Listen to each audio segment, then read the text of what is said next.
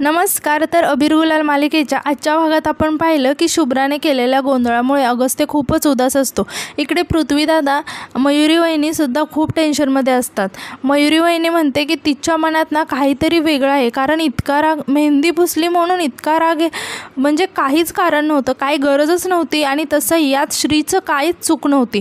मग यावर आदित्यदादाही म्हणतात की मी सुरुवातीपासून पाहतोय शुभ्राचं लक्ष सारखं श्रीकडे होतं, म्हणजे यात श्रीची काय चूक होती, ती गात होती. यावर अगस्त्य म्हणतो की नाही, खरं तर या सगळ्यात ना चूक माझीच आहे. मी जर गाण्याची अट घातली नसती ना तर शुभ्रा चिडलीच नसती. यावर सगळेजण अगस्त्यला म्हणतात तू ना टेन्शन घेऊ नको, स्माईल कर, एकदम छानशी, म्हणजे एकदम श्रीसारखी.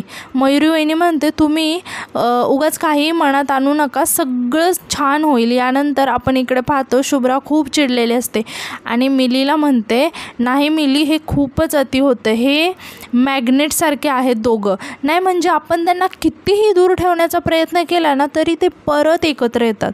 यावर मिली शुभ्राला म्हणते पण मॅम त्याने काय फरक पडणार आहे, म्हणजे लग्न तर होणारच आहे ना. यावर शुभ्रा म्हणते काही झालं ना तरी हे लग्न लवकरात लवकर झालं पाहिजे.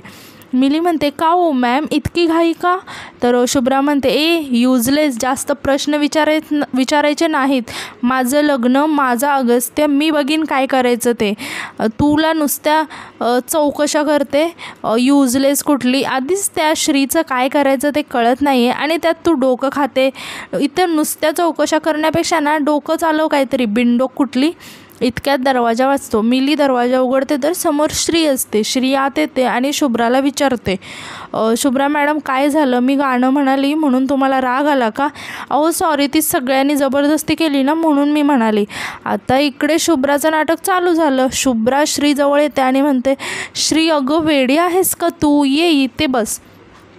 तू का मला सॉरी म्हणते, ॲक्च्युली जे झालं ना त्यात तुझी काहीच चूक नाही आहे गं, मीच तुला सॉरी म्हणायला पाहिजे. मला म्हणजे खरं श्री बघ ना, तू इतकं छान गाणं म्हणत होतीस आणि मी उगाच इन्सल्ट केला तुझा.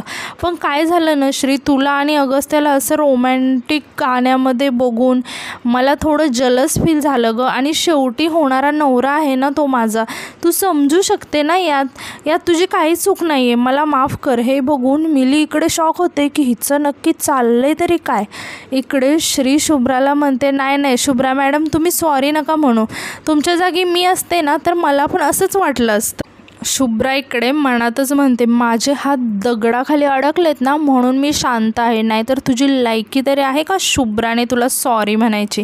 आणि यानंतर शुभ्रा श्रीला म्हणते की माझं चुकलं, मला माफ कर, तू हो पुढे, मी आलेच आणि मी घेतलं तुला समजून. श्री तिथून उठते, तितक्या श्रीची ओढणी डोक्यावरून पडते. श्री खूप घाबरते. शुभ्राला पण काही कळत नाही की श्री पटकन ओढणी घेते आणि गाल झाकून घाईघाईने तिथून निघून जाते. यानंतर मिली शुभ्राला म्हणते मॅम तुम्ही नोटीस केलं का श्रीच्या गालावर काहीतरी खरचटलं नाही आहे तर काहीतरी लिहिलं आहे, लाल कलरचं, श्री हर्ट असं काहीतरी. शुभ्रा इकडे काहीतरी विचार करत असते. मिली म्हणते काय झालं मॅम, कसला विचार करताय, श्रीच्या गालावर मेहंदी असेल याचाच ना? तर शुभ्रा म्हणते हो. मिलीसुद्धा म्हणते मॅम मला पण तेच वाटते, त्या श्रीने अगस्त्याचं नाव मेहंदीने लिहिलं नसेल ना आणि तोच हात गालावर लागला आणि त्याचा छाप उठला असेल तर असंच असेल ना मॅम. तर शुभ्रा म्हणते शोधावं लागेल नक्की त्या ओढणीमागे काय लपलं हे शोधायलाच हवं. तर मिली म्हणते कसं आहे मॅम, ती तर तोंड दाखवायला तयार नाही आहे. शुभ्रा म्हणते काही करून आपण तिला ती ओढणी काढायला भाग पाडू, तू बघच आता मी काय करते. यानंतर आपण पाहतो श्री घाईघाई चाललेली असते. तितक्यात सुलक्षणाताई तिला अडवतात आणि म्हणतात झालं ना तुझं समाधान, केलंस ना तुला जे हवं ते तू, एक नंबरची दुतोंडी आहेस तू आणि आतल्या गाठीची आणि खोटारडी. आम्हाला शब्द दिलेला ना की अगस्त्याच्या जवळ जाणार नाही म्हणून, आणि आमची पाठ फिरताच त्याला जाऊन चिकटतेस तू. तुझ्यामुळे आमच्या शुभ कार्यात अडथळा आला आहे, तुझ्यामुळे आमची होणारी सून नाराज झाली. आम्ही तिला किती जपतो माहीत आहे ना. तुझं काय आहे गं, तुला कोणी वाईट बोललं ना तरी वाईट वाटून घेणारं कोणी नाही आहे, पण आम्हाला वाटतं वाईट, तुझ्यामुळे लोक बोलतात आम्हाला नाही सहन होत, पण आता खूप झालं, बस झालं आता. स्वतःच्या लायकीत राहा.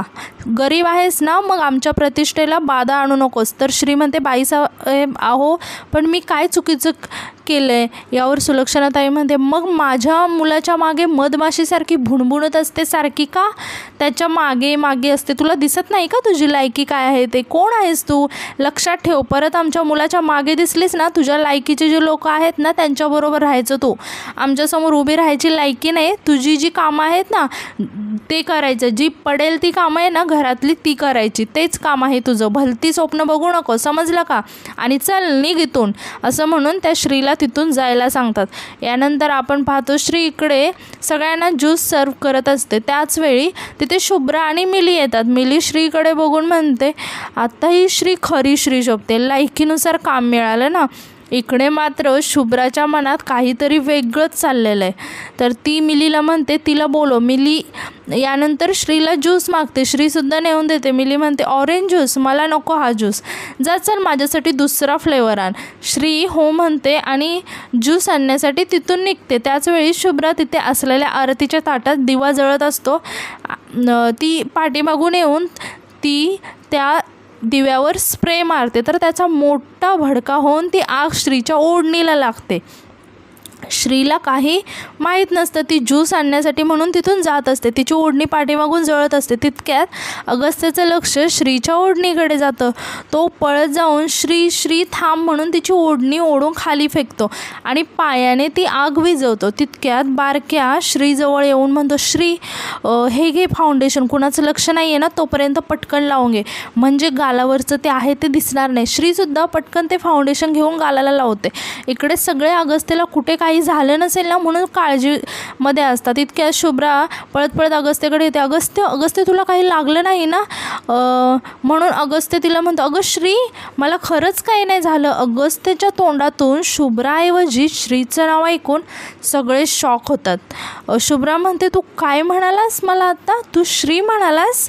तर अगस्त्य म्हणतो, हो ते चुकून निघालं. तर शुभ्रा म्हणते की चुकून निघालं की मुद्दाम केलंस तू? यावर अगस्त्य म्हणतो, मुद्दाम का करेल मी? शुभ्रा म्हणते, मला जे समजायचं ना ते समजलंय आता, म्हणून ती तिथून एकदम रागाने निघून जाते. इकडे श्री मनातच म्हणते की आई अंबाबाई हे काय चाललंय?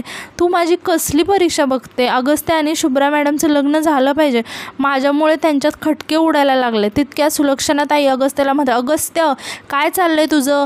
किती दिवस अजून श्रीच्या नावाचा जप करणार आहेस तू? जा शुभ्राकडे आणि तिची समजूत काढ. तितक्यात भारतीताई सुलक्षणाताईला म्हणतात, अहो मी काय म्हणते, हे जे पण काय घडलंय त्या श्रीची काही चूक नाही हो. तितक्या श्रीला आठवतं की जेव्हा ती ज्यूस आणण्यासाठी निघालेली तेव्हा शुभ्राने पाठीमागून काहीतरी केलेलं. तेव्हा तिच्या लक्षात येतं की भडका म्हणजे नक्कीच काहीतरी घोळ आहे. आणि यानंतर आपण पाहतो की शुभ्रा इकडे खूप चिडून बसलेली असते. इतक्यात अगस्त्य येऊन शुभ्राला आवाज देतो, शुभ्रा प्लीज दार उघड, श्रीचं नाव माझ्याकडून चुकून निघालं, मला समजलं नाही. यावर शुभ्रा म्हणते, समजलं नाही? काही फालतू कारणं देऊ नकोस मला, माझा आवाज पण नाही ओळखला तू, श्रीचं नाव घेतलंस म्हणजे नक्कीच काहीच कळत नाही आहे तुला, सतत श्री श्री श्री चालू असतं. तू जा इथून, मला काही बोलायचं नाही. मिली सांग त्याला जाऊन की मला आता काही बोलायचं नाही, मला याचं तोंडही बघायचं नाही, जायला सांग त्याला. मिली म्हणते, मॅम ते सगळं जाऊ द्या, मला तर वेगळंच काहीतरी दिसलं. आधी श्रीच्या गालावर काहीतरी होतं, पण जेव्हा तिने ओढणी काढली ना तेव्हा काहीच नाही दिसलं. मग ती अशी सगळीकडे ओढणी का घेऊन फिरत असते? नक्कीच काहीतरी लपवते ती. तितक्यात दरवाजा वाजतो. शुभ्राला वाटतं की अगस्त्यच आहे म्हणून ती रागाने दरवाजा उघडते. तर समोर श्री खूप रागाने शुभ्राकडे बघत असते आणि म्हणते, मला सगळं कळलंय मॅडम, तेच सांगायला आले मी. शुभ्रा म्हणते, म्हणजे? तर श्री म्हणते, तो स्प्रे दाखवते आणि म्हणते, हे काय आहे? शुभ्रा खूप घाबरते आणि विचारते, हे काय आहे ते? तर श्री म्हणते, तुम्हाला नाही माहिती काय आहे ते? नाही म्हणजे आता तिथं सगळं घडलं, तिथं हे मारल्यावर कसा आवाज येतो तसा आगीचा भडका उडायच्या आधी आवाज आलेला, तुम्हाला काय माहीत आहे का याच्याबद्दल? तर तुम्हाला काय वाटतं, श्री शुभ्राचं सत्य आणणार का सगळ्यांसमोर?